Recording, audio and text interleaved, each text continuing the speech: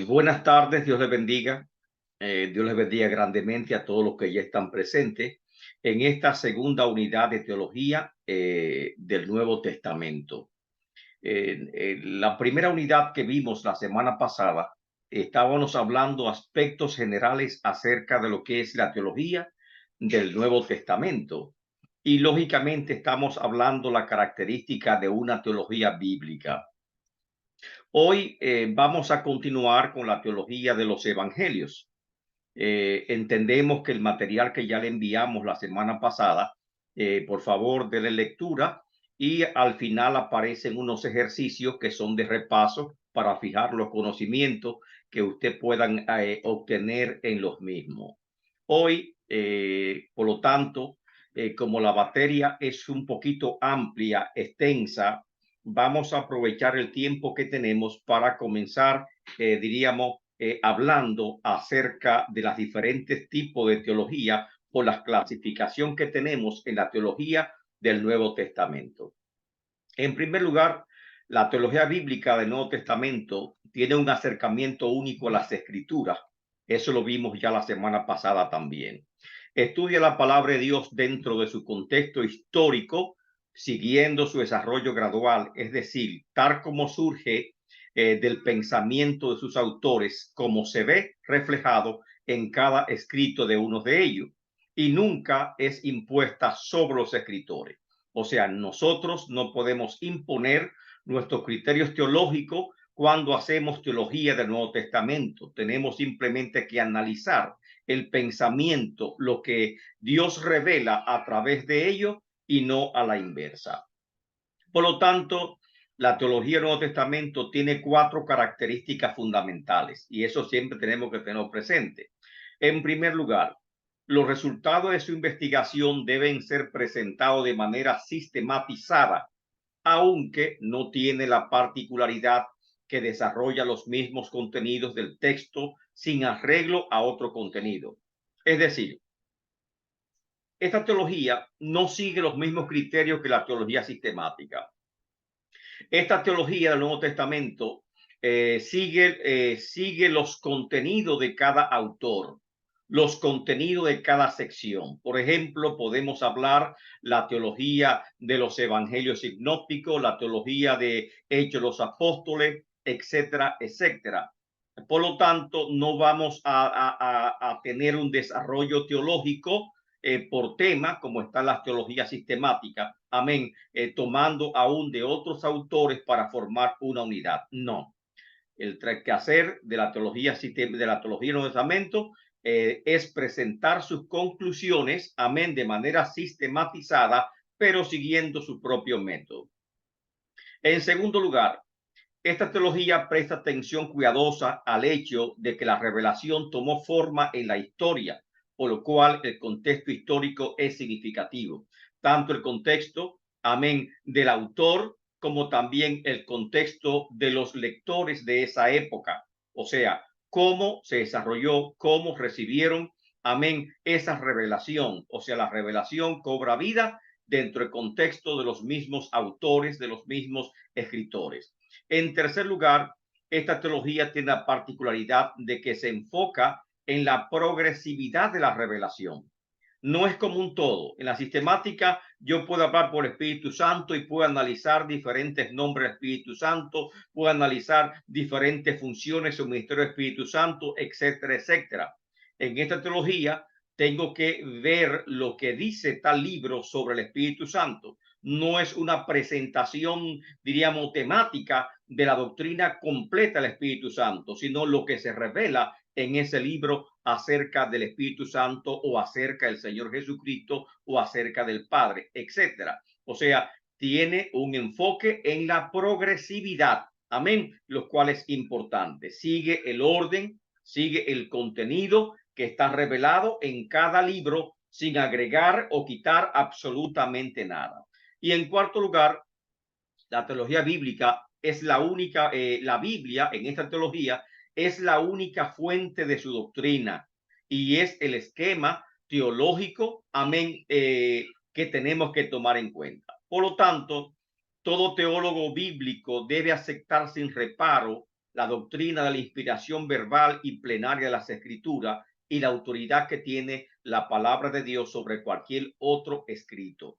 No bregamos con escritos adicionales. Amén. No incluimos pensamientos nuestros, ni tampoco incluimos pensamientos de otros autores bíblicos o extrabíblicos. Nos limitamos a lo que dice la verdad de Dios en ese momento determinado, en ese libro determinado. Y esto que llamamos teología bíblica del Nuevo Testamento. Tenemos que tomar, por lo tanto, en consideración, número uno, amén, la forma en que sistematiza sus contenidos. Número dos, la forma en que toma en consideración el contexto histórico, porque entiende que la revelación de Dios cobra vida en el contexto de los escritores. Y tercero, también la particularidad de que tiene un enfoque progresivo.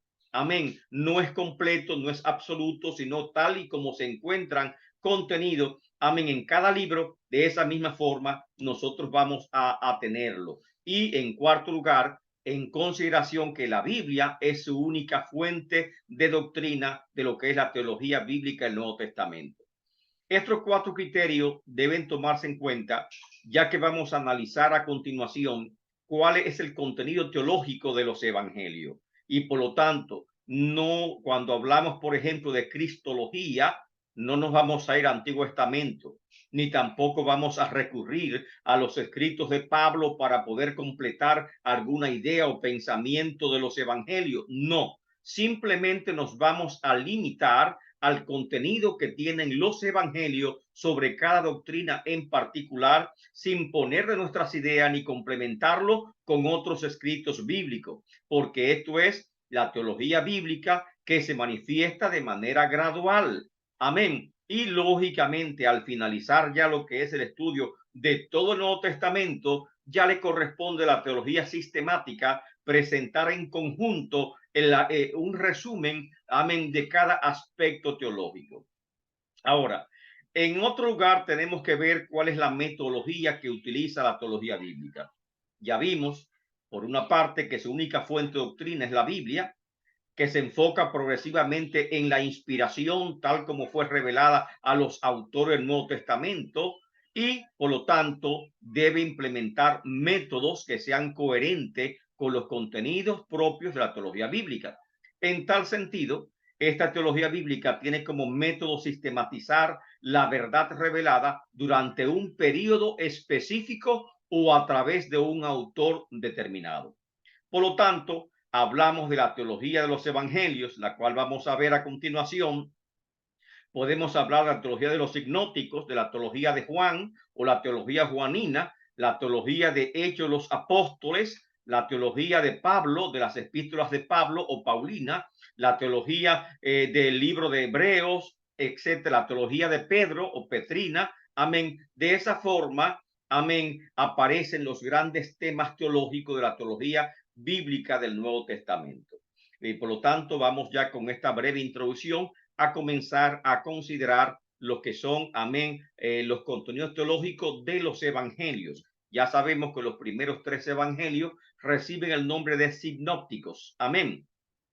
O sea, cuando se comparan los tres primeros evangelios, Mateo, Marcos y Lucas, es indiscutible que los relatos son muy similares entre sí. Amén. Como también su contenido, su estructura y su expresión. Amén. Y como resultado, estos evangelios, estos tres evangelios, son conocidos con el nombre de sinópticos, es decir, vista en común. El problema sinóptico se basa sobre la cuestión, primero, ¿cómo podemos nosotros justificar las similitudes que existen en estos tres evangelios y al mismo tiempo decir que son obras independientes? Amén. O son, no podemos decir que fueron parte de un mismo libro. No podemos decirlo, porque desde un principio se trató de tres evangelios completamente distintos, escritas en fechas diferentes con autores distintos, y por lo tanto no podemos asumir que se trata de una misma obra. No lo es, son tres obras distintas, pero la gran similitud que existe entre estos tres evangelios es sorprendente. incluso no solamente en contenido, sino también en la misma estructura de desarrollo que sigue cada evangelista y también, lógicamente, hasta el uso prácticamente de las mismas palabras, de tal forma que los versículos de uno y otro tienen gran similitud en cuanto a su contenido.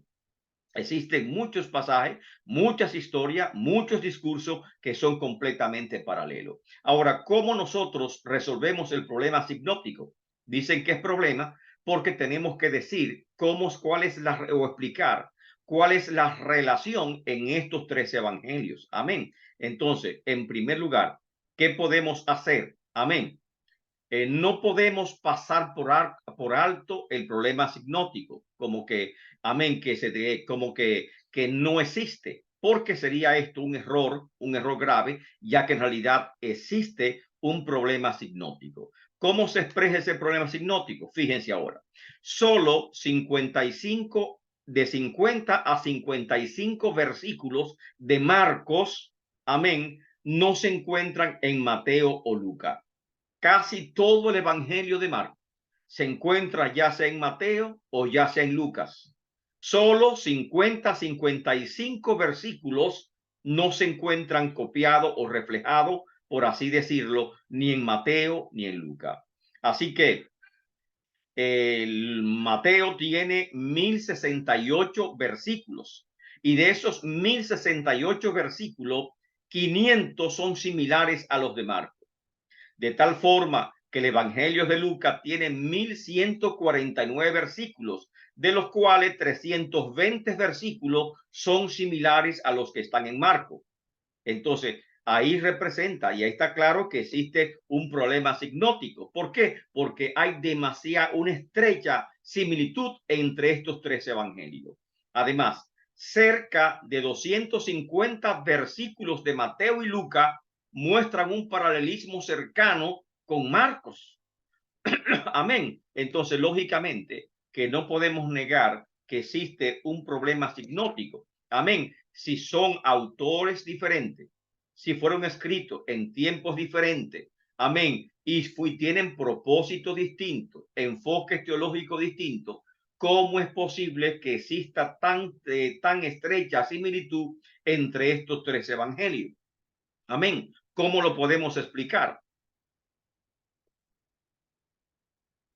En segundo lugar, para explicar el problema sinóptico, se han elaborado diferentes hipótesis, o sea, tratando de buscar alguna conclusión al asunto. La primera y la más relevante y la que tiene más asidero en el mundo teológico es que Marcos fue escrito primero. Esta es la que siguen casi todos los autores, que Marcos y Mateo y Lucas tuvieron acceso a Marcos cuando escribieron sus evangelios, de lo cual, amén, existe mucha probabilidad. Esa es la conclusión que todos llegan. Entonces, Marcos se escribió primero, aproximadamente, unos dicen el año 49, amén, fue escrito por Juan Marcos, aunque es una fecha muy temprana, debe ser un poquito más tarde, aunque sea en el 50, porque recordemos que Juan Marcos fue discípulo de Pablo, después se hizo discípulo de Pedro y estuvo con Pedro cuando Pedro, amén, estuvo encarcelado en Roma y Pedro refrendó el evangelio de Juan Marcos y por esa razón es que este evangelio es tan importante porque está refrendado, está avalado por las propias, por propio Pedro y por lo tanto es como si un mismo apóstol lo escribiera. Pero la opinión general es esta. Amén. Marco fue escrito primero. La estructura de Marco, los contenidos de Marco, aunque es el más sencillo, el más corto de los evangelios, amén, ya fue conocida por Mateo y Lucas. Y estos dos evangelistas, Mateo y Lucas, amén, siguieron la misma estructura, amén, por algún misterio de la vida, por algún misterio de Dios, siguieron la misma estructura y las mismas palabras que utilizó Juan Marcos, lo cual lógicamente resulta un poquito improbable que tal cosa ocurra. Ahora, la segunda teoría es que existe otra fuente que Mateo y Lucas usaron, amén, la cual también Marcos tuvo acceso. Ahora, de esa fuente hasta ahora no hay ninguna prueba de que exista otra fuente. Amén. Una fuente de Mateo y Lucas, amén, independiente a la de Marcos. Esto no es, esto es poco probable.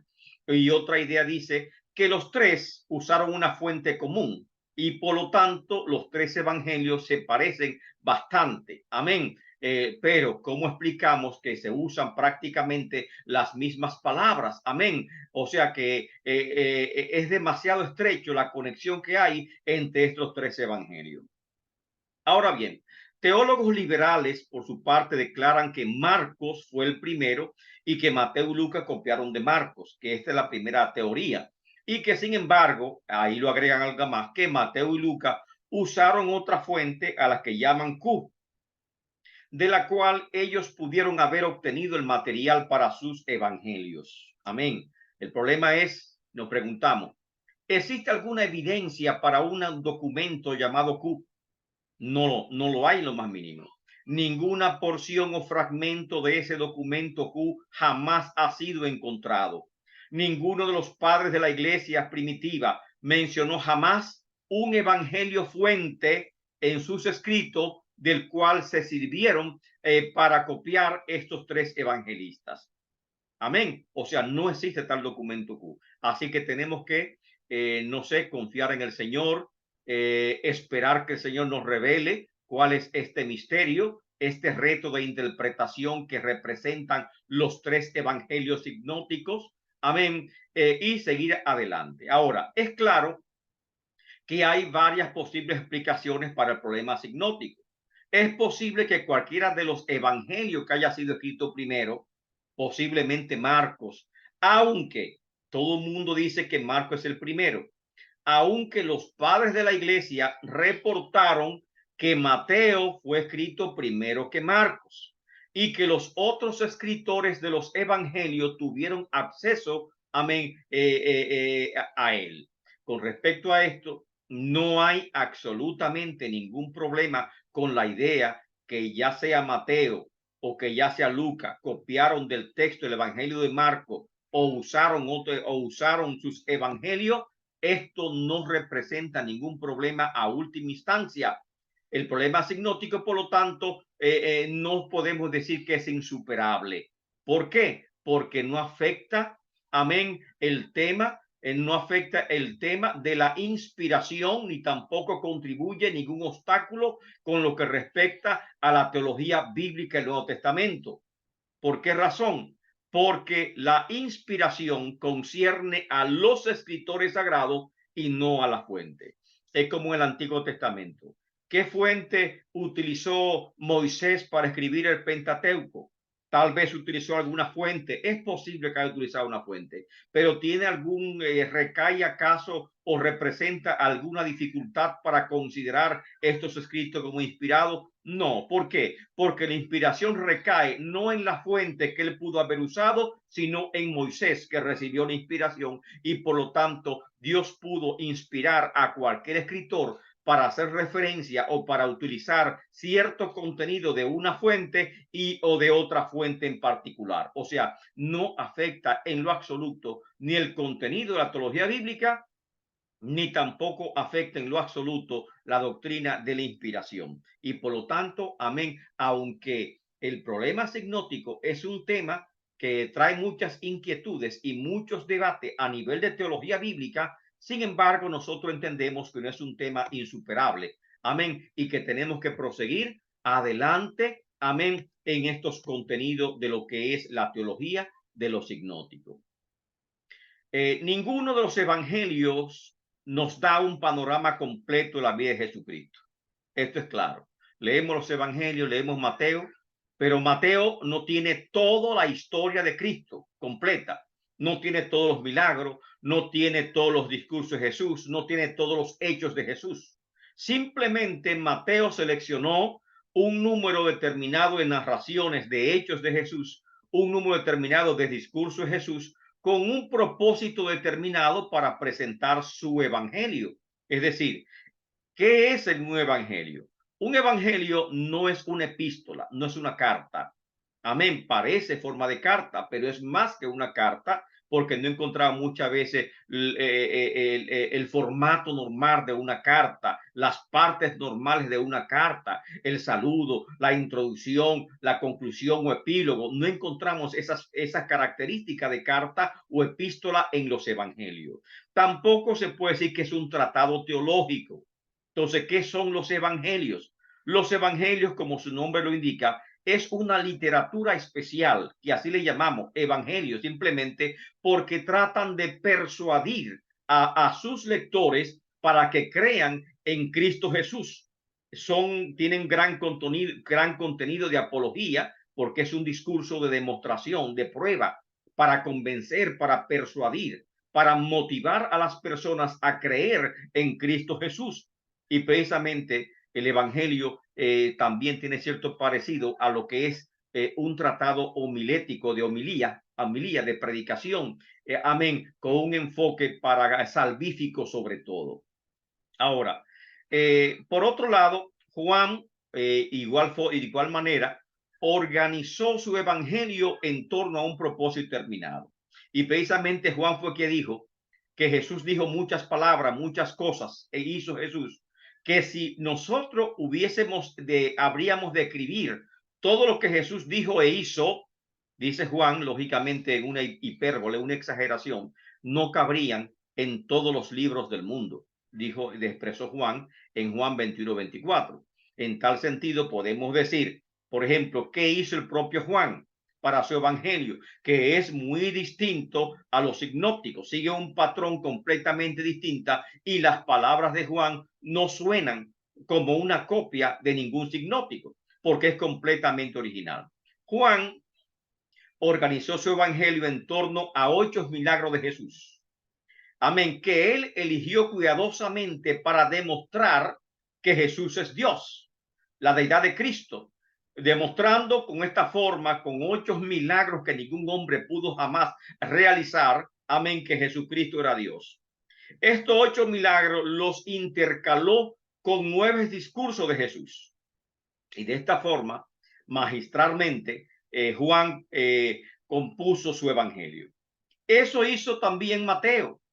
Eso hizo también Marcos, y eso hizo también Lucas. O sea, ningún evangelio en definitiva va a recoger o va a presentarnos un panorama completo de la vida de Jesucristo, de sus milagros, de sus discursos. Esto no lo vamos a encontrar, ni reuniendo los 4 evangelios juntos vamos a encontrar tal cosa. Cristo dijo mucho más cosas. Fueron 3 años de ministerio, 3 años de predicación, amén, y cada año tiene 365 días, y solamente cubrir un día, amén, es material para un gran volumen teológico, y también comentar lo que hizo ese día es material para un gran volumen teológico. O sea que tenemos que ser realistas, amén. Aunque los sinópticos tienen con gran similitud, que ya la hemos visto, comparte gran parte de su material. Sin embargo, se trata de obras independientes. Debe quedar esto claro. Diferentes escritores, diferentes destinatarios, diferentes enfoques, muchas veces diferentes fechas. Y en efecto, cada evangelio tiene su propio énfasis teológico, sus propios contenidos que son exclusivos, como vamos a ver más adelante. Y con respecto al orden en que figura en el Nuevo Testamento, podría decirse que es un orden cronológico. Desde un primer ejemplo, los padres de la iglesia consideraron que el evangelio de Mateo fue el primero en ser escrito, y por esa razón la mayoría de los teólogos, amén, cuando se estableció el canon del Nuevo Testamento, Mateo fue colocado en primer lugar, amén, en el orden de los libros del Nuevo Testamento, porque se considera el primero en ser escrito. Otros, como ya vimos, buscando una explicación al problema sinóptico, han colocado a Marcos como el primero y no a Mateo. No obstante, Mateo es el que mejor ofrece una transición entre el Antiguo Testamento y el Nuevo Testamento, y por esto merece el orden que actualmente está ocupando en el Nuevo Testamento. También sabemos, amén, que Marcos podría ser el primero o el segundo, pero indiscutiblemente Lucas, amén, a unanimidad se conoce como el tercer evangelio, y Juan se conoce como el cuarto evangelio, porque fue escrito de último por el año 90 o posiblemente por el año 100, antes del año 100 de la era cristiana, el cual es un evangelio suplementario a estos tres, porque ya estaban circulando los sinópticos cuando Juan escribe su evangelio, y lo hace con la expresa intención de decirle a los creyentes aquellas cosas que se omiten en este evangelio porque no eran trascendentes para los propósitos de los escritores, pero Juan entiende, como le está hablando a los creyentes, que son cosas que él debe expresar. Cuando hablamos de los evangelios, existe en la teología lo que se llama la iconografía. Y hay una iconografía de los cuatro evangelios, que es una analogía que se desprende de Ezequiel 1:10, de la visión de Ezequiel 10, y la visión de Apocalipsis 4:6 al 10, de los cuatro seres vivientes. Amén. Estos cuatro seres vivientes, uno tenía la figura de un hombre, amén, otro la de un león con alas, otro la de un buey y otro la de un águila. Y asimismo, amén, se usó esta iconografía para relatar, amén, simbólicamente estos cuatro evangelios. Mateo es el ángel, amén, símbolo de perfección, presenta a Cristo como el Mesías. Marcos, símbolo del león, simboliza realeza. Lucas, símbolo del buey, porque Lucas comienza con un sacrificio, amén, y termina con un sacrificio, el sacrificio de Cristo, amén. Y de los animales, amén, el buey es el símbolo del sacrificio perfecto, igual que Cristo lo es por nuestro pecado. Juan, símbolo del águila, el águila representa la visión, lo celestial, y de esta forma se ha escrito una abundante iconografía respecto a la naturaleza que concierne a cada uno de estos evangelios. De esta forma nosotros podemos ver cuál es su contenido teológico aún antes de comenzar su lectura. Ahora, comenzamos con el evangelio de Mateo. Mateo está hablando, he aquí nuestro rey. Precisamente ese es el enfoque teológico de Mateo. Y estamos hablando de teología del Nuevo Testamento. El Evangelio de Mateo presenta a Cristo como rey. Cristo es la persona que ha de venir a establecer el reino de los cielos. Y la expresión el reino de los cielos es similar a la expresión que aparece en otros evangelios del reino de Dios. Pero Mateo en particular usa el reino de los cielos. ¿Por qué? Porque los lectores de Mateo están más acostumbrados a esta expresión, porque los lectores de Mateo son judíos, amén, y por lo tanto ellos evitan mencionar el gran nombre de Dios, y por esa razón, por ejemplo, ellos expresan, he pecado contra el cielo, no he pecado contra Dios, porque el gran tetragramatón, el nombre de Jehová, amén, es tan sagrado que prefieren por reverencia no utilizarlo. Así que esa será una primera característica que encontramos en el Evangelio de Mateo, una característica que podemos decir que es teológica y que anuncia, amén, a quién va dirigido este Evangelio. Mateo sigue un cuadro particular que no lo sigue Marcos ni le sigue nadie, aunque usa los mismos contenidos, la presentación es completamente distinta. No los mismos contenidos, porque vimos de 1046 versículos, usa 500 que son paralelos con Marcos. Por lo tanto, amén, podemos decir que una tercera parte de su contenido ofrece un paralelismo con Marcos, no todo. Amén. Entonces, ¿cuál es la presentación que da Mateo a su evangelio? Que para los padres de iglesia, Mateo es el primer evangelio en ser escrito. Amén. Pero lógicamente, para teólogos posteriores que han analizado y estudiado profundamente el evangelio, ellos consideran que no, que es Marcos.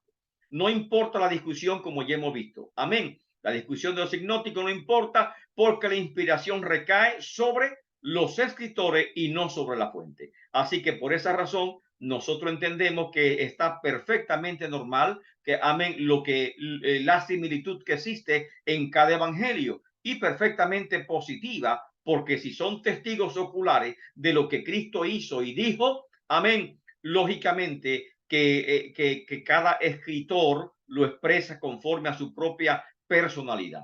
El contenido de Mateo, ¿cuál es? Le decimos que su mensaje es aquí nuestro rey, y presenta a Cristo como rey. Número uno, tiene varias secciones. La persona del rey, capítulo 1 y 2, que habla del nacimiento, habla de la genealogía. Amén. La preparación del rey, capítulo 2 al 4, habla de su bautismo, habla del inicio de su ministerio. La propaganda del rey o comienza el ministerio del rey, capítulo 4 y 7 a 9:35, que describe directamente el inicio del ministerio del rey y sobre todo el gran discurso de las bienaventuranzas, amén, que traza cuáles son las leyes del reino. Amén. El programa del rey, capítulo 9 al 16, la pasión del rey, amén, que es la muerte, su muerte en Jerusalén, desde que va descendiendo con su discípulo a Jerusalén, y describe también la última semana, amén, de Cristo en Jerusalén y su sacrificio, y finalmente el poder del rey, porque el rey en el capítulo 28, amén, sale de la tumba, amén, y resucita literalmente con el poder de Dios. ¿Cuáles son las características de Mateo? Si tuviéramos que apuntar a modo de síntesis las tres características más importantes de este evangelio, diríamos que son tres.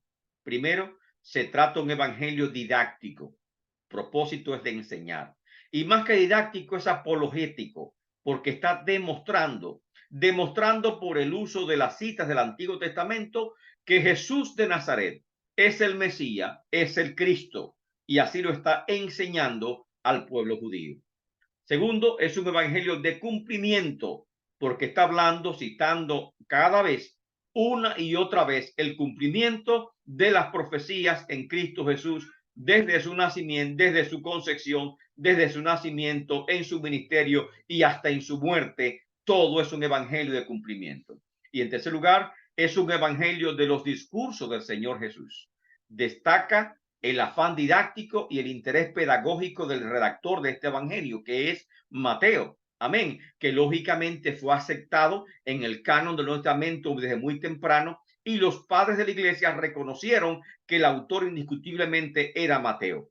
No hubo ningún problema, aunque no es como una carta, como una epístola que comienza con un saludo, yo Mateo, yo Pablo, exactamente, no, aunque no aparece su nombre, hay evidencias internas abundantes que nos expresan que Mateo es el autor de este evangelio. Además, tenemos el testimonio de los discípulos y padres de la iglesia que avalan que Mateo es el autor de este evangelio.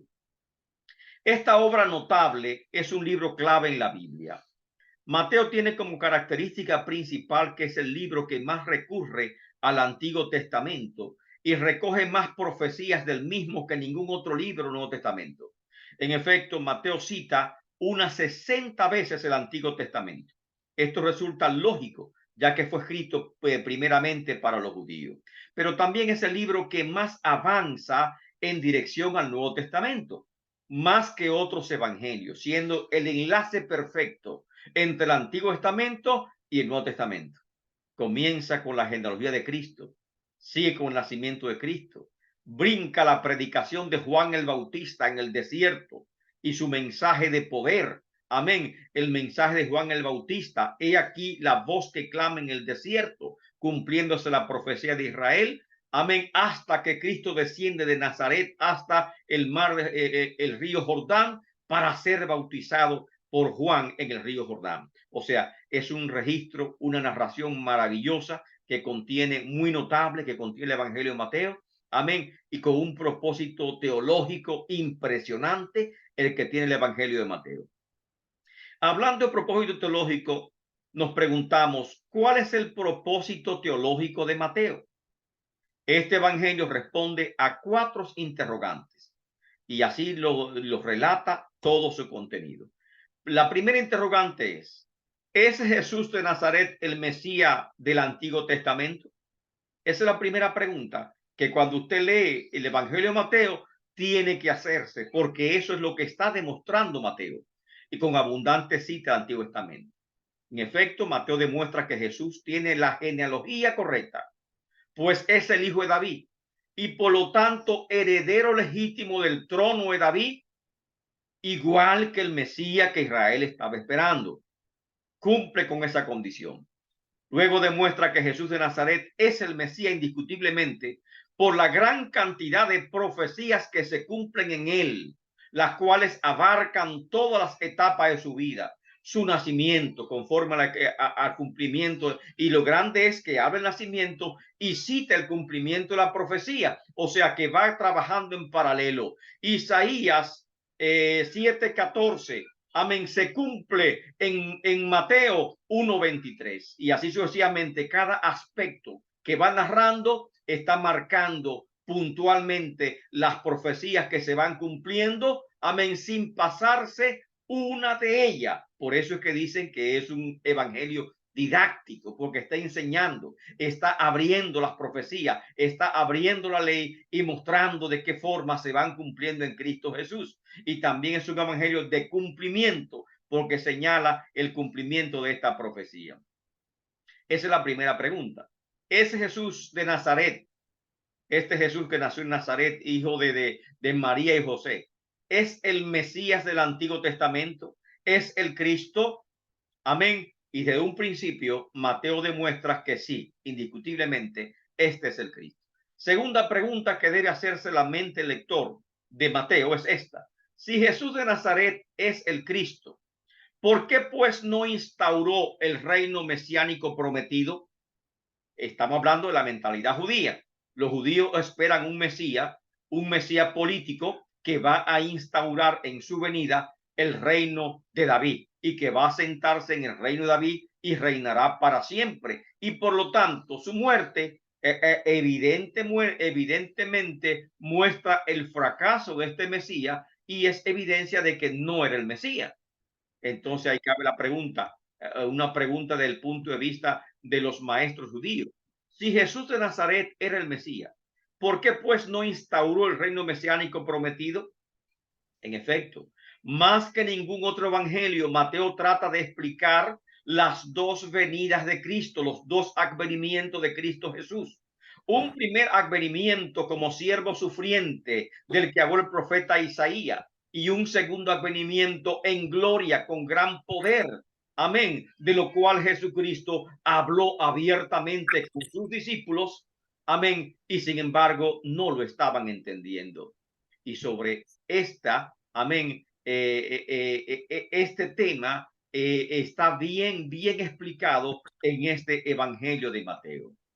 Amén. Sobre este tema, vuelvo otra vez a esto, es que surgen los conceptos de un reino presente y un reino futuro o un reino escatológico. Un reino presente que declara el evangelio de Mateo está aquí, ha llegado, y un reino futuro escatológico que en el discurso de Cristo de Mateo 24 y 25 nos dice la fecha en cuando se va a restaurar.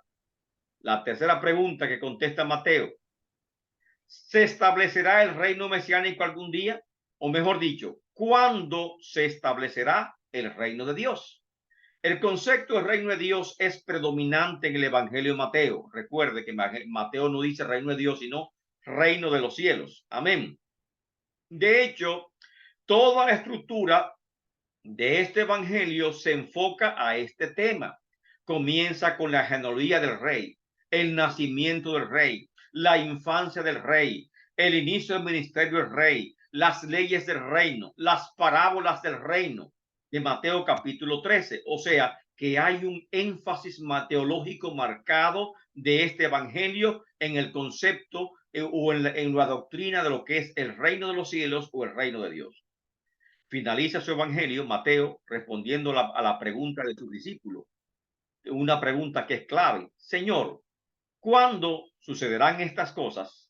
¿Y qué señal habrá de tu venida y del fin del siglo? Que fue una pregunta que le hicieron los discípulos en Mateo capítulo 24, cuando Jesús estaba en el templo y mostrando los edificios del templo, lo grandioso que eran. Jesús simplemente le dijo: de cierto os digo que no quedará piedra sobre piedra que no sea destruida. Y ellos le hacen esta pregunta. En efecto, ese discurso de Jesús de Mateo 24 y 25 se llama discurso escatológico. Amén. Y responde a la pregunta del tiempo en que se va a establecer el reino de los cielos en la tierra, o el reino de Dios. De este evangelio, amén, es que sale este concepto muy importante que encontramos en Mateo 4:17, que dice: el reino de los cielos se ha acercado a vosotros, está aquí. Amén. Este Jesús de Nazaret, amén, ha establecido el reino de los cielos. Y aun cuando Cristo fue interrogado por Pilatos, amén, que le preguntó Pilato directamente, ¿eres tú pues el rey de los judíos? Jesús le responde abiertamente, amén, que lo era, pero que su reino no es de este mundo. Y por lo tanto, ahí se desprende teológicamente el concepto de un reino presente, amén, y un reino futuro o un reino escatológico. La cuarta pregunta teológica que hace, que debemos ver en Mateo es esta. ¿Cuál es el propósito de Dios para hoy? Esta es una pregunta conclusiva. Y piensen bien, estamos hablando con una población judía, porque Mateo escribe a judíos creyentes en Cristo Jesús. Recordemos que cuando Pablo iba predicando, el primero que la iglesia se estableció en Jerusalén, y durante los primeros 5 años, la iglesia pentecostal era exclusivamente judía, no había gentiles. Luego comienza a expandirse gradualmente los gentiles. Llegó, amén, a Nazaret, llegó, perdón, a Samaria, que fue extraño que predicaran en Samaria, llegó, Felipe predicó en Samaria, llegó luego a Antioquía, donde se establece la primera iglesia gentil y judía, porque estaba compuesto por creyentes tanto gentiles como judíos. Y cuando el apóstol Pablo inicia los viajes misioneros, todas las iglesias que Pablo levantó estaban compuestas por creyentes judíos y gentiles, o viceversa. Amén. En algunas de ellas eran mayoritariamente judíos y en otras eran mayoritariamente gentiles, pero en las cartas de Pablo vamos a verlo más adelante, se vislumbra cierta confrontación que aún existía entre los gentiles y los judíos. Amén. Entonces, esta carta, este evangelio está dirigido exclusivamente a quienes, a los judíos, tratando de presentarle a Cristo como el Mesías, como el Cristo del cual hablaban los profetas y en quien se cumplen cada una de las profecías del Antiguo Testamento. Por lo cual, Mateo es un extraordinario apologista presentando este evangelio de una forma tan magistral a una población judía.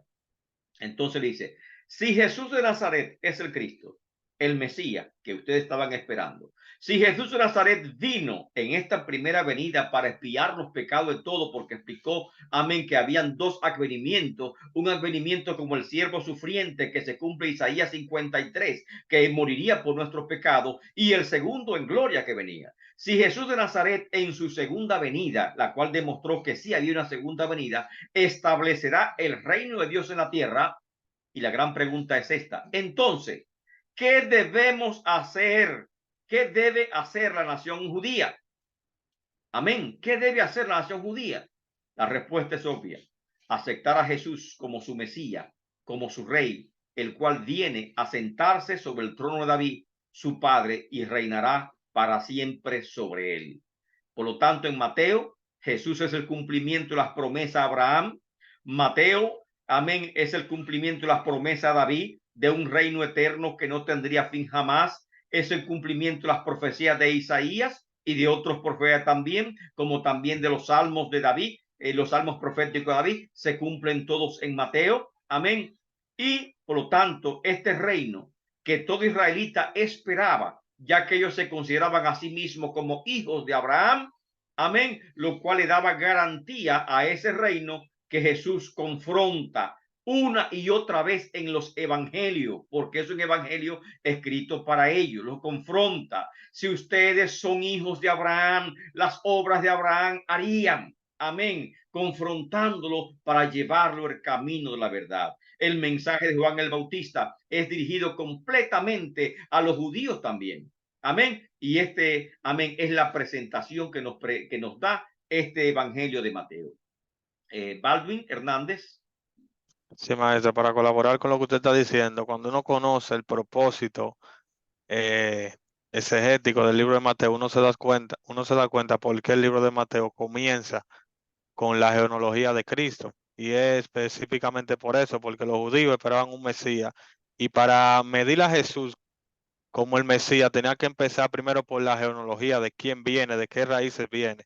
Y por eso específicamente que el libro de Mateo empieza presentando la genealogía de Cristo, diferente a los otros evangelios. El libro de Marco empieza con el mensaje de Juan el Bautista, el libro de Lucas empieza con el nacimiento de Juan como tal, y el libro de Juan empieza con, mostrando a Jesús como el verbo hecho carne. Pero el libro de Exactamente. Mateo demuestra la genealogía de Jesús, o sea, diciendo el Mesías que ustedes están esperando es este, y yo se lo demuestro primero mostrándole a ustedes la genealogía de David. Exactamente. La genealogía es tan importante para ello que en la restauración de Jerusalén, cuando comenzaron los judíos a retornar a Jerusalén, los levitas, los sacerdotes tenían que demostrar su genealogía para poder ser admitidos en el sacerdocio. Si no la demostraban, no eran reconocidos como tales, ni como levitas ni como sacerdotes. Amén. Tenían que demostrar también su genealogía para tener derecho a la tierra que estaba siendo repartida. O sea que la genealogía es vital para el pueblo judío y por esa razón, conociendo Mateo, la importancia de la genealogía, amén, es que presenta esta característica tan singular. Amén. Y esto es importante. Ahora bien, seguimos nosotros con otros evangelios que también hacen lo mismo. El evangelio de Marcos, que muchos dicen que es el primero. ¿Cuál es el propósito teológico de Marcos? Marcos es considerado como el evangelio cronológico. ¿Por qué cronológico? Por la expresión que utiliza más de 50 veces de enseguida, lo cual demuestra tanto una relación como también actividad cronológica. Amén. El Evangelio de Marcos es dirigido a lectores cristianos gentiles, no judíos, por lo cual no incluye genealogía, ni se preocupa por la cita del Antiguo Testamento. Eso no interesa a la población que el Marco le está escribiendo. Tampoco registra el Sermón del Monte, que tanto énfasis hace Mateo, ni las consideraciones judías con las judías y su secta religiosa, la confrontación de Cristo con los fariseos, los saduceos, tampoco los registra. ¿Por qué? No son de interés de sus lectores. Amén. Y que son principalmente romanos. Incluso Marcos se cuida de interpretar cada palabra aramea que utiliza en su evangelio. O sea, esta palabra un judío la conoce, pero un romano no la va a conocer. Así que le escribió, pero debe ponerle el significado al lado. Así lo hace cuántas veces. Marcos 3:17, 5:41, 7:34, 9:43, 10:46, 14:36. O sea, en cada parte que él cita una palabra o una expresión que los romanos no van a comprender porque no conoce el contexto judío, él de inmediato aclara el significado para que sus lectores la entiendan, porque para ellos son incomprensibles estas palabras. El Evangelio de Marcos, Jesús es un hombre de pocas palabras, amén, y el enfoque es en su trabajo, su servicio, amén, como si Cristo fuese el hombre perfecto, el gran soldado, amén, así lo va presentando Marcos. Marco presenta a Jesús como el siervo sufriente. Amén. Lo encontramos en Marcos 10:45. Resalta la obra de Jesús más que sus enseñanzas, particularmente destaca su servicio, su sacrificio. Omite los discursos largos encontrados en otro evangelio, omite cualquier relato de genealogía, el nacimiento de Jesús, etcétera, y comienza desde el ministerio público de Jesús. Amén. En el bautismo por Juan en el desierto o en el río Jordán. Marco demostró la humanidad de Cristo con mayor claridad que cualquier otro de los evangelios sinópticos, enfatizando tres detalles en particular. Primero, las emociones humanas de Cristo. Segundo, sus limitaciones humanas. Y tercero, detalles que subrayan el lado humano de Jesús. Amén. Como que Jesús lloró. Amén. Eso es un lado humano. Jesús sufrió. Amén. Ahora, ¿cuáles retos de interpretación tiene el Evangelio de Marcos? Tres preguntas significativas confrontan a los intérpretes del Evangelio de Marcos que estamos buscando su contenido teológico. El problema signótico. ¿Cuál es la relación de Marcos con Lucas y Mateo? Ya hablamos cuál es el problema signótico. Si Marcos fue primero o Mateo fue primero. Amén. Segundo, el problema profético. ¿Cómo debemos interpretar los pasajes escatológicos que tiene este evangelio? Porque también tiene algunos pasajes que son escatológicos. Amén. Y tercero, el problema del texto original. Originalmente, los últimos 12 versículos del último capítulo, amén, nos preguntamos, ¿fueron parte original del evangelio de Marco o no? Y hay un cuestionamiento sobre estos últimos versículos, amén, porque tal vez porque no aparecen en los manuscritos más antiguos, y por esa razón hay un cuestionamiento sobre estos últimos versículos. Ahora, conociendo el evangelio de Lucas, el evangelio de Lucas está organizado alrededor del tema el Hijo del Hombre, y presenta a Jesús como en relación con la humanidad como descendiente de Adán. Lucas anuncia el nacimiento y el ministerio de un Salvador. Aquí aparece anuncios, amén, por ángeles. En Lucas, Jesús no solo vivió y ministró como el ser humano perfecto, sino como el Salvador, amén, de los pecados. Además, murió y resucitó a una nueva vida. Razón principal por la cual se escribió es, amén, existía, según el propio autor, mucha literatura y escritos acerca de Jesús. Eso dice el autor cuando comienza el evangelio y sus hechos en el tiempo en que fue escrito este evangelio, pero no eran completos, amén, a la opinión del autor, y deseaba por lo tanto escribir una obra mucho más completa, dirigida especialmente, la dirige a Teófilo, amén, que muchos dicen que es un personaje real, otro dice que es un personaje figurado.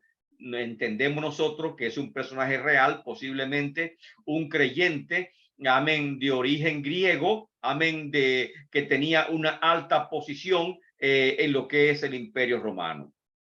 Por otro lado, había necesidad de escribir algo auténtico para los griegos, y Dios levanta a Lucas con este propósito. Y Lucas ya estaba entrenado por Pablo, había participado, amén, con los viajes misioneros de Pablo, y había tenido contacto, lógicamente, con una gran población del Imperio Romano a través del segundo y tercer viaje misionero de Pablo, y también del viaje a Roma de Pablo, el cual Lucas fue un compañero inseparable todo el tiempo del ministerio de este hombre de Dios.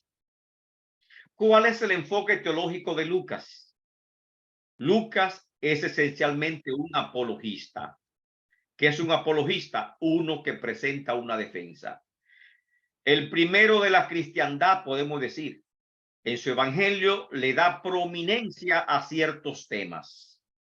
¿A cómo? La persona de Cristo. Presenta a Cristo tanto en su deidad como en su humanidad, reconocido por el Padre y reconocido también por los ángeles, y también reconocido por los demonios. La doctrina de la salvación. Esta es una enseñanza predominante en Lucas. La palabra justificar es empleada con mucha frecuencia y nos habla de arrepentimiento, salvación, pecado, redención y muchos temas más. Amén, porque Lucas se enfoca en este tema teológico. Y la doctrina del Espíritu Santo también está presente, muy marcada, tanto en su evangelio como también en el libro de Hechos de los Apóstoles, que también fue escrito por Lucas. El ministerio de Jesús es llevado a cabo bajo el poder del Espíritu Santo. La necesidad de la muerte y resurrección de Jesús, que cumplió la promesa del Antiguo Testamento por el perdón de los pecados, todo eso se obró por obra y por el poder del Espíritu Santo, como el propio Lucas, amén, lo escribe y lo está demostrando tanto en este evangelio como al comienzo de Hechos de los Apóstoles. Dijimos que cada obra, cada evangelista era una obra independiente, que aunque existía una relación muy marcada de los sinópticos, amén, unos con otros, de Mateo, de Marco y Lucas, sin embargo, cada evangelio tiene características y particularidades que son independientes y tiene un contenido que es exclusivo. En Lucas, ¿qué es exclusivo de Lucas? Lucas organiza todo el evangelio siguiendo el desarrollo principal de los sinópticos, pero presenta muchas adiciones. Amén. ¿Cuáles? Amén. Número 1, el nacimiento de Juan el Bautista. Eso es exclusivo de Lucas. 2, el nacimiento y la niñez de Jesús. Amén. Solo Lucas lo presenta. Amén. La genealogía de Jesús es muy diferente a la que presenta Mateo, porque la que presenta Mateo es la genealogía de Jesús a través de José, quien dice que fue su padre, el esposo de María. Amén. Pero en la genealogía de Jesús que aparece en Lucas capítulo 3, la presenta a través de María.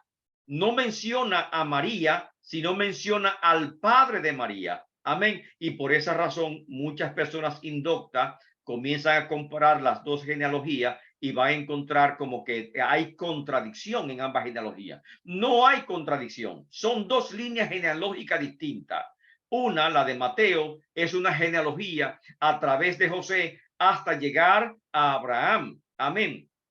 Y otra es la genealogía de María, porque ambos eran descendientes también del rey David. Amén. Pero la genealogía que presenta de Jesús, amén, en Lucas, tiene la particularidad que se extiende hasta Adán, porque el propósito de Lucas es demostrar que Cristo, amén, es un ser humano, que es un hombre, su vínculo con la humanidad. Y como tenía un vínculo con la humanidad, él podía presentarse como nuestro albacea, podía presentarse como nuestro redentor, tomando el lugar, nuestro lugar, el redentor más, amén, el pariente más cercano que puede redimir al hombre, porque Lucas presenta a Cristo como el Salvador, el redentor de la humanidad.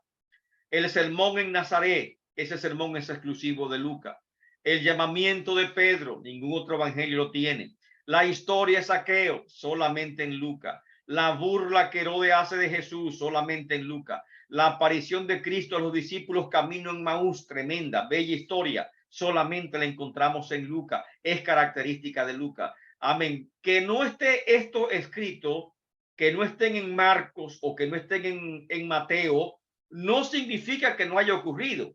No, porque alguien una vez preguntó esto, entonces estas cosas no ocurrieron. No, sí ocurrieron, y otras muchas más que no fueron narradas. Amén. Ocurrieron. Los hechos de Cristo fueron numerosos. Amén. Y recordemos que Lucas, amén, aunque no fue un testigo presencial de estos hechos que está narrando, Lucas fue un historiador minucioso, amén, que se entrevistó con testigos presenciales. Especialmente fue compañero del apóstol Pablo y también conocido de Felipe, de las hijas de Felipe, que la consideran historiadora, amén, las cuales informaron a Lucas gran parte de estos contenidos. Y por eso Lucas, cuando introduce el libro de Hechos Apóstoles, dice con pruebas indubitables. Amén. ¿Por qué? Porque muchos testigos aún vivían de las cosas que él estaba escribiendo.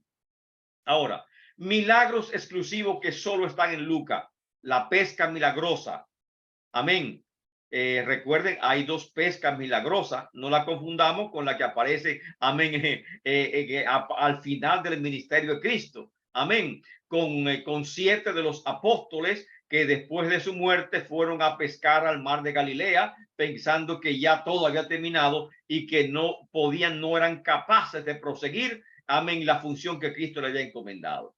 Segundo, la resurrección de la viuda de Naín, solamente está en Lucas. La sanidad de la mujer en el día de reposo, solamente en Lucas. Sanidad de un hombre hidrópico, solo Lucas. Sanidad de 10 leprosos, solo Lucas. La curación de la oreja de uno de los guardianes que fue a arrestar a Jesús, que Pedro la cortó, solamente en Lucas la tenemos. Amén. Y así seguimos buscando, que hay bastante obra que solamente Lucas está presentando.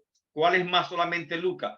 Personajes exclusivos de Lucas. ¿Cuáles son? Zacarías, solamente Lucas lo presenta. Elizabeth, la esposa de Juan el Bautista, y esposa y madre de Juan el Bautista, solamente Lucas. Simeón, el anciano del templo, y Ana, amén, también el templo, solamente Lucas. Zaqueo, una historia que solamente Lucas. Cleofas en Lucas 24, solamente Lucas presenta a estos personajes. Son exclusivos de Lucas. Y una característica fundamental de Lucas es que un evangelio altamente literario, con un griego excelente, muy elevado, y sobre todo extremadamente poético.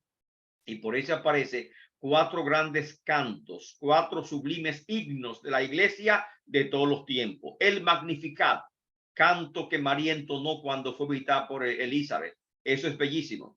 Este es un evangelio, diríamos, hermosísimo.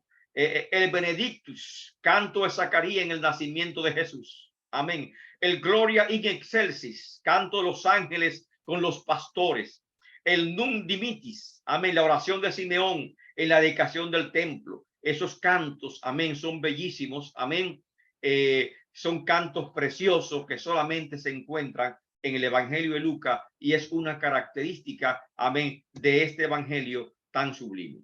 Parábolas que son exclusivas en Lucas, los 2 deudores, el buen samaritano, el amigo inoportuno, el rico insensato, el siervo vigilante, el siervo infiel, parábola de la higuera estéril, los convidados a las bodas, parábolas de la gran cena. Todas esas parábolas están solamente en Lucas.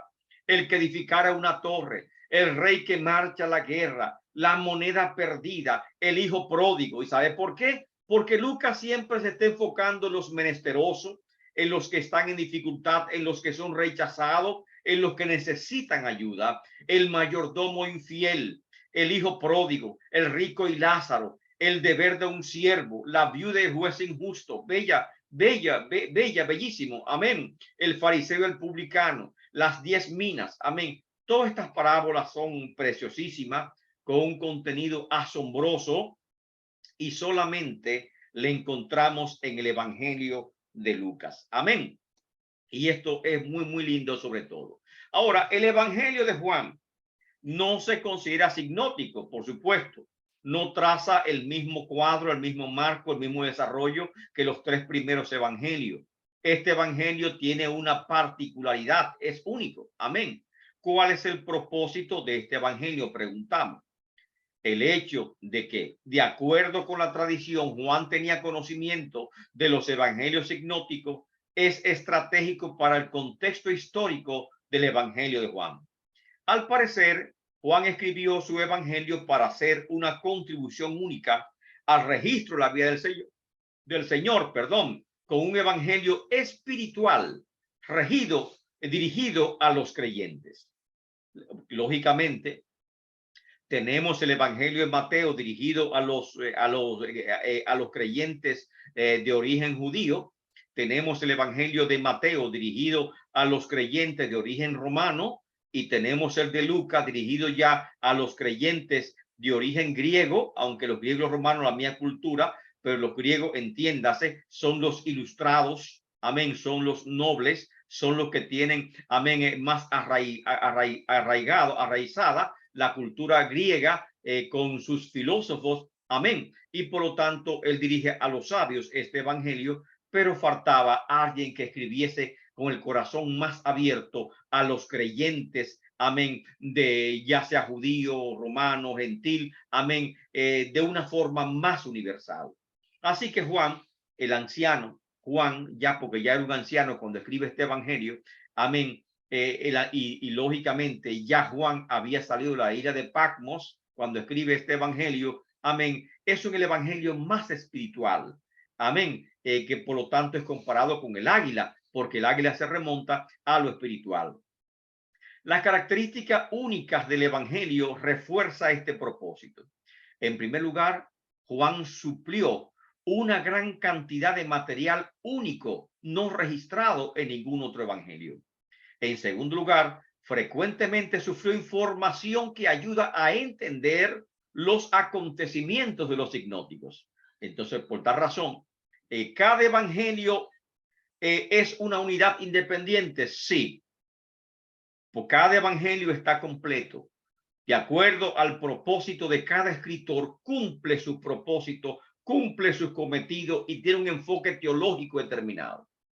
Amén. Ahora, no se puede decir, amén, cómo se explica la relación entre ellos. Simplemente son suplementarios porque, amén, si utilizamos el método sintético, estamos diciendo que agregamos información que otro evangelio tal vez omite, amén, esa información nosotros la tomamos para esclarecer lo que dice un evangelio o lo que dice cuál evangelio. Amén. O sea, se suplementan unos con otros y son informaciones importantes, verídicas, históricas, que cada evangelio nos suministra para darnos una visión completa acerca de la vida, acerca de los discursos y acerca, amén, de los hechos de Cristo Jesús. Y por lo tanto, es importante estos cuatro enfoques distintos, teológicamente distintos, de cada evangelio, con contenido que tienen cierta similitud, porque lógicamente tratan un mismo hecho, un mismo personaje, amén, pero que tienen la característica propia de cada escritor. ¿Cuáles son las particularidades del evangelio de Juan? El evangelio de Juan es el único de los cuatro que contiene una afirmación precisa del propósito de su autor. Los propósitos primordiales son dos, decimos evangelístico y apologético.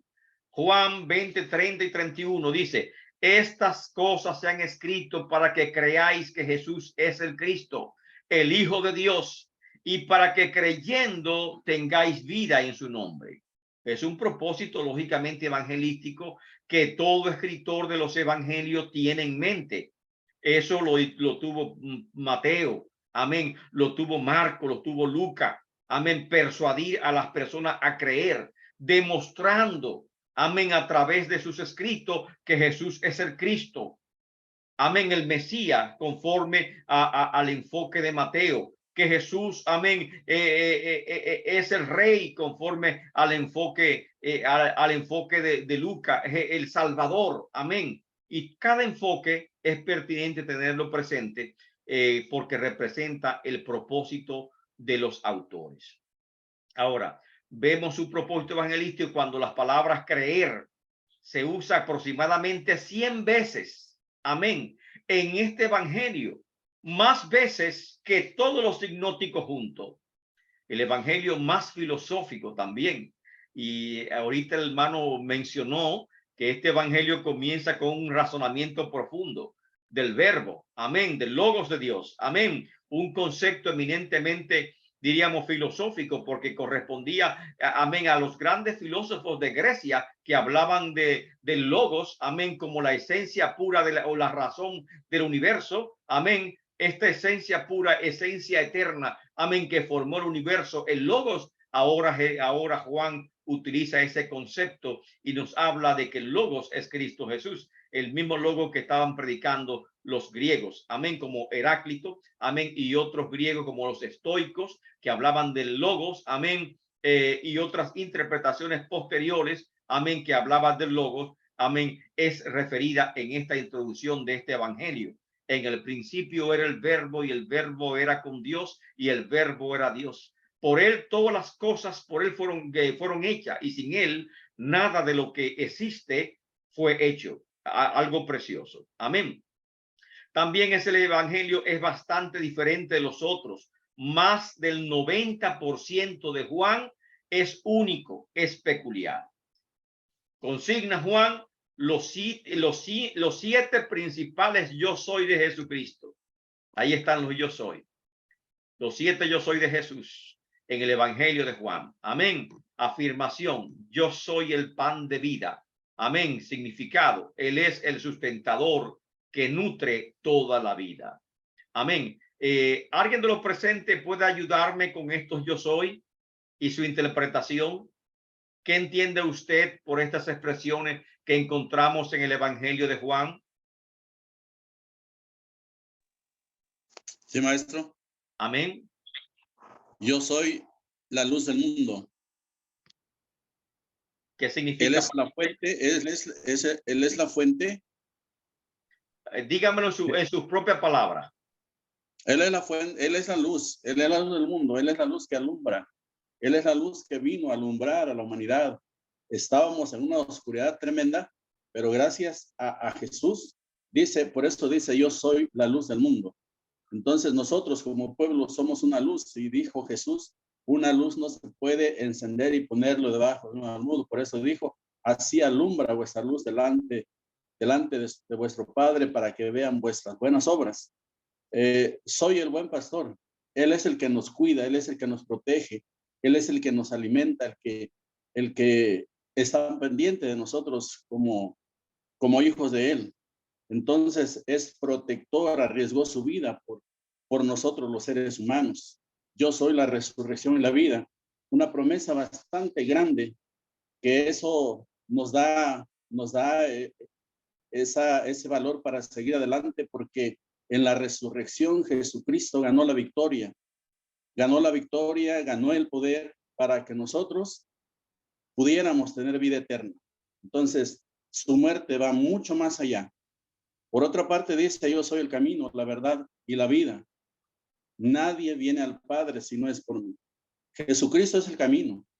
Jesucristo es el puente que nos lleva hacia el Padre. ¿Por qué? Porque Isaías el profeta dice que nuestros pecados se habían hecho división entre nosotros y Dios. Pero viene Jesucristo y ahora tiende el puente para llevarnos al Padre. Alabado sea su nombre. Amén. Por eso él dijo, yo soy el camino, la verdad y la vida. Y yo soy la vid verdadera. Vosotros los pámpanos, el que está en mí, este lleva muchos frutos, porque alejados de mí, nada podéis hacer. Entonces, él es el que fluye de una manera espiritual en nuestras vidas. Y luego dice, yo soy el alfa y la omega, el principio y fin, dice el Señor Dios, que es y que era y que ha de venir el Todopoderoso. No temas, yo soy el primero y el postrero. Correcto. Así que debemos de tener esa confianza, esa seguridad que Jesucristo va a estar con nosotros y que Él nunca nos va a fallar. Amén. Estos yo soy que usted leyó, amén, están en el Evangelio de Juan. Y hay dos que están en el Apocalipsis, pero están puestos ahí porque también, amén, Juan es el autor de Apocalipsis. Yo soy el alfa y la omega. Yo soy el principio y el fin, dice el Señor Dios, el que es y el que era y el que ha de venir, el Todopoderoso. Amén. Y también, amén, esos yo soy, amén, están lógicamente vinculados completamente con la expresión de Juan. Alabado, gracias, hermano Isaías. Dios te bendiga grandemente. Gracias, pastor. Énfasis teológico de Juan. Juan presenta a Jesucristo como Dios. No contiene narrativa de su nacimiento, genealogía, juventud, bautismo, tentación, transfiguración, ni ascensión. Amén. Porque Juan está escribiendo a creyentes, amén, para afianzar las grandes verdades espirituales. Juan desarrolla su caso para la deidad de Cristo alrededor de 9 discursos y 8 señales milagrosas. Amén. Da enseñanza sobre el nuevo nacimiento. Bueno, Juan es tremendo. Si usted comienza a Juan, amén, desde el capítulo 3 de Juan, necesidad de un nuevo nacimiento, amén, pero también el capítulo 2 que nos habla de la transformación del agua en vino, lo inadecuado de la religión judía para salvar al hombre. Amén. La purificación del templo, así como el templo es purificado, también esa religión judía tiene que ser purificada. O sea, nuevas cosas, nuevo nacimiento, comienza Juan hablando de un principio. Y las enseñanzas de Juan son realmente profundas, son bastante teológicas o filosóficas, como usted quiera llamarle. Amén. Pero es un evangelio que tiene un enfoque sumamente precioso. Amén. Temas importantes como la verdad aparecen 26 veces. El amor es un evangelio lleno de amor. Se ve que es de Juan. 57 veces aparece la palabra amor. Gloria 33 veces. Creer más de 100 veces. Amén. O sea, esas palabras que se repiten tanto en este evangelio le llaman los énfasis. Amén. Porque él hace énfasis en estos conceptos una y otra vez. Ahora, dijimos que Juan organiza su evangelio en torno a 8 señales. No llama milagros, sino señales. Señales, que es una señal. Una señal es un portento. Una señal es una demostración. Amén. De que Jesús es Dios. Amén. Y en cada área está indicando un portento que ningún hombre jamás pudo realizar. ¿Alguien puede comentarme sobre estas señales del Evangelio de Juan?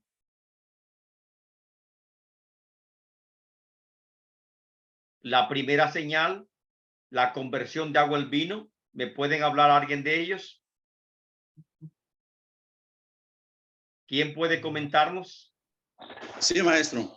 Hay otra persona aparte de Isaí, que ya el hermano Isaí participó. Otra persona le estoy dando la oportunidad de que participen. Amén.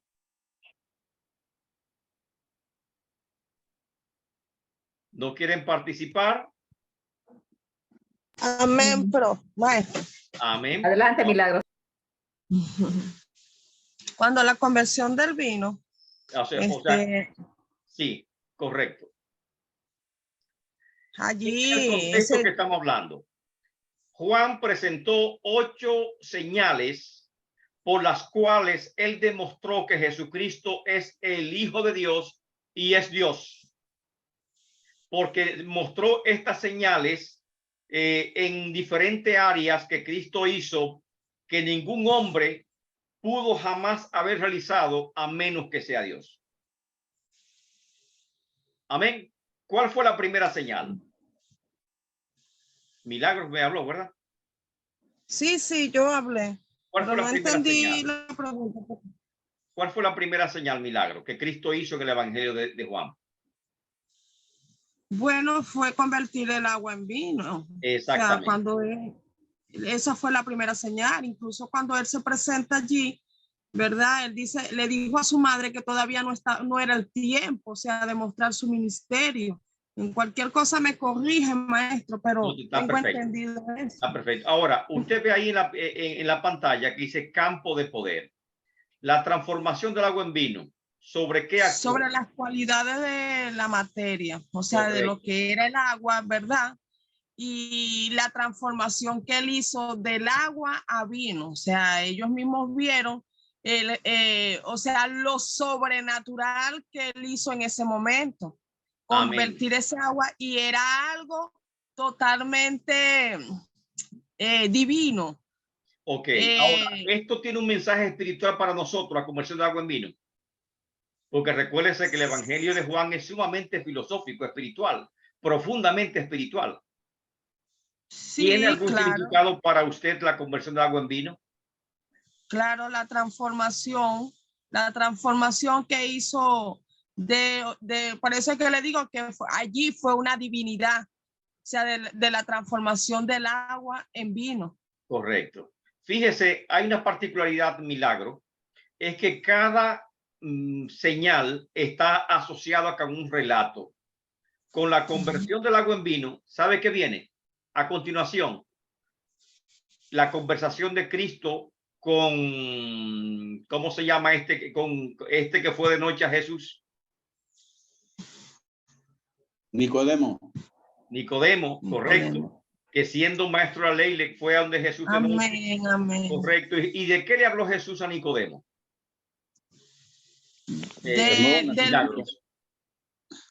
Del cambio del nuevo nacimiento, o sea, que era necesario. O sea, Cristo en los primeros capítulos está hablando, Juan, aquí de la necesidad de un nuevo nacimiento, de cambio, de nuevos inicios. Amén. Es lo que está hablando el Evangelio. Y así como presenta el milagro de la conversión del vino, amén, hay cosas, mire, hay 3 actos que presenta Juan.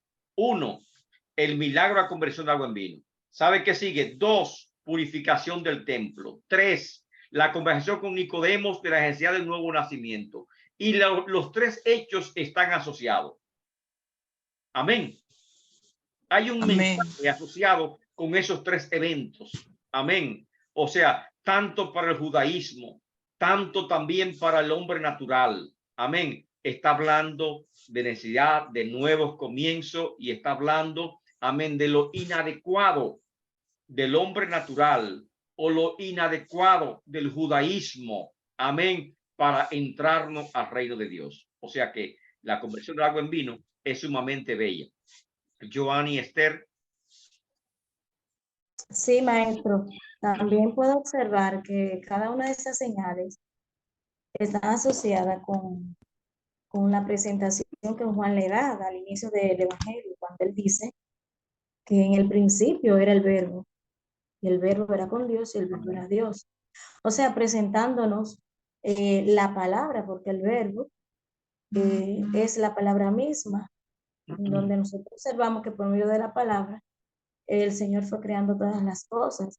Y cuando observamos esas señales que usted ha señalado ahí, en ese marco, podemos ver cómo la palabra, o sea, el verbo que crea, es que se presenta justamente en cada una de esas señales. Creando, que vemos exactamente creando. Es justo lo que Juan nos presenta al inicio. No había vino y se crea el vino. Como Génesis 1:1, en el principio era Dios, ¿verdad? Y Dios dijo, Génesis 1:2, sea la luz, y fue la Génesis 1:3. O sea, por la palabra, Dios creó todo. Asimismo, está presentando el Evangelio. Muy perfecta explicación. O sea, cada una de las señales que nosotros observamos en ese cuadro va relacionado realmente al verbo que se nos fue presentado en el inicio del Evangelio. Observamos que no hay distancia. En el número 2 observamos la sanidad del Hijo del Hombre. No, Oye, Jesús sin ir no donde él estaba. Nosotros ahora lo tenemos como normal, pero en los tiempos bíblicos no era normal. Para usted sanar a alguien, tenía que estar frente a esa persona, ungirlo o poner su mano encima. Si un contacto físico, ya sea de vista o físico, ya sea de mano, no había sanidad. Pero nosotros oramos por gente que está en España, que está en Estados Unidos, en aquel parte del mundo, en Rusia, en Pekín. Oramos por ella y creemos que van a ser sanados. Amén. Es así. Pero ¿quién lo enseñó? Jesucristo fue el que nos enseñó eso. Que no hay distancia para hacerlo. Y él dijo, cosas mayores que las que yo hago, vosotros podéis hacer. Amén. Entonces el poder sobre la distancia, que le dijo, Señor, no soy digno de que entre a mi casa. Amén. Y qué lindo, ¿verdad? Qué linda enseñanza. Y simplemente le dijo, di la palabra solamente. Y cuando tú digas la palabra, mi hijo sanará. Oiga, eso es algo grandioso. Amén. Un agregado, maestro. Perdón, ¿me habla? Un agregado. Dígame, por favor. Aquí nos damos, perdón, aquí nos damos cuenta que no hay ningún problema que Dios no pueda resolver. Por más grandes que sean nuestros problemas, siempre habrá una respuesta de Dios, porque lo vemos ahí cuando Él convierte el agua en vino. Entonces debemos estar seguros de que Dios siempre va a cumplir sus promesas en nosotros. Eso es creando cosas nuevas. Yo recuerdo cuando G. Ávila predicaba, que lo conocí físicamente. Amén. G. Ávila oraba mucho por dentadura, por hueso. Amén. Y que Dios creaba muelas nuevas, creaba articulaciones, creaba órganos nuevos. Amén. Y son cosas que usted la dice hoy y nadie se lo va a creer. Amén. Pero ese mensaje que se predicaba al principio, por los años 70, por los años 80, es el mensaje que se escuchaba. Ya lamentablemente que Dios hace cosas nuevas, es difícil de creerlo ahora mismo, pero creemos que tenemos que volver a creer, a confiar en ese Dios de poder. El agua en vino, poder sobre la cualidad de la materia, transformar cosas nuevas. El Hijo del Hombre noble sobre el tiempo. Sanidad de un paralítico con 38 años enfermo y no fue grado a grado. Mire, hay que ser claro. Lucas era médico y él sabía lo que estaba hablando. Lucas, sí, Juan, perdón. Y si entrevistamos a Lucas y le preguntamos si eso puede ser real, o entrevistamos a un médico, nos va a decir que es imposible. Porque aunque usted haga una cirugía, amén, requiere un tiempo de tratamiento y, ¿cómo le llaman cuando usted va a citas de masaje y estas cosas, verdad?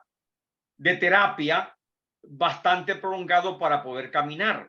Amén. Así que esas piernas ya no se estaban en uso, habían perdido masa muscular, los nervios no servían, los huesos tal vez estaban calcinados, no tenían absolutamente nada. Y cuando Jesucristo curó al paralítico, en un instante esa masa muscular se restauró, los nervios se restauraron, los huesos se restauraron a tal forma que al instante el hombre se puso de pie y caminó.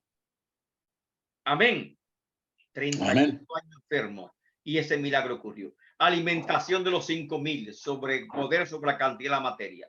Jesús camina sobre el agua. Amén. Poder sobre las leyes de naturaleza. Jesús sana a un hombre ciego de nacimiento, óigase. no solamente con 38 años, aún enfermedades congénitas. Amén. Lo que los médicos actuales consideran que es incurable. Amén. Como el cáncer. Amén. Jesucristo tiene poder para curarlo. Resurrección de Lázaro, que es lo extremo. Amén. Poder sobre la muerte. Y la pesca milagrosa, poder sobre el mar y poder también sobre la naturaleza. Todos estos hechos, como dijo el hermano, están demostrándonos que Jesús es el Hijo de Dios, pero creemos que todavía sigue obrando en este tiempo. Amén. Los 9 discursos de Jesús, ¿cuáles fueron? La conversación con Nicodemo, conversación con la mujer samaritana, la autoridad del Hijo del Hombre y los testigos de Cristo, Jesús el pan de vida, las palabras de la vida eterna, Jesús la luz del mundo, la verdad os hará libre, ese discurso, parábola del redil y buen pastor, y el discurso final, que es bastante largo, los capítulos 14 y 7, amén, que también está la oración por sus discípulos, amén. Todos esos discursos bellos están contenidos, amén, en este Evangelio de Juan. Ahora, finalizando ya esta presentación, no hay preguntas que contestar. Simplemente vamos a pedirle que usted haga un resumen en tal sentido. Un resumen de la teología bíblica de los evangelios. Cristología. Número 1. ¿Cómo presenta cada evangelio a Jesucristo? Su humanidad, su divinidad. Amén. ¿Cómo lo presenta cada uno? Número 2. Escatología. O sea, ¿cuáles son los puntos escatológicos que presenta cada evangelio? Si tiene escatología. Por ejemplo, la segunda venida de Cristo, me habla de ella. Me habla del arrebatamiento de la iglesia. Me habla, por ejemplo, la escatología de la gran tribulación. ¿Qué escatología contiene cada evangelio? Yo sé que Mateo tiene escatología por Mateo 24 y 25, que me habla incluso hasta de la abominación desoladora y la gran tribulación y las señales del Hijo del Hombre. Y también Marcos tiene cierto contenido de escatología. Amén. Y siga buscando en Lucas si tiene contenido de escatología y también buscando en Juan si tiene contenido de escatología. El reino de Dios o el reino de los cielos, cómo se presenta en Mateo, cómo se presenta en otro evangelio, si es que se presenta. La iglesia. Y sabemos que Juan tiene una presentación bien bonita sobre la iglesia, pero también Mateo nos habla que Cristo vino a establecer la iglesia. Cuando Pedro, amén, cuando Pedro le preguntan a Pedro, ¿y tú qué crees? Amén, yo sé que tú eres el Cristo, el Hijo de Dios viviente. Amén. Sobre esa declaración de Pedro, Cristo introduce un tema a la iglesia. O sea, ¿qué dicen los sinópticos y el Evangelio de Juan con respecto a la iglesia? Y sobre todo, ¿qué dicen los sinópticos y Juan con respecto al Espíritu Santo? Trate de hacer un resumen breve, amén, sobre estos temas, amén. Y cuando lo tenga listo, por favor, usted nos lo envía para nosotros entonces poder analizarlo correctamente. Alabado el nombre del Señor.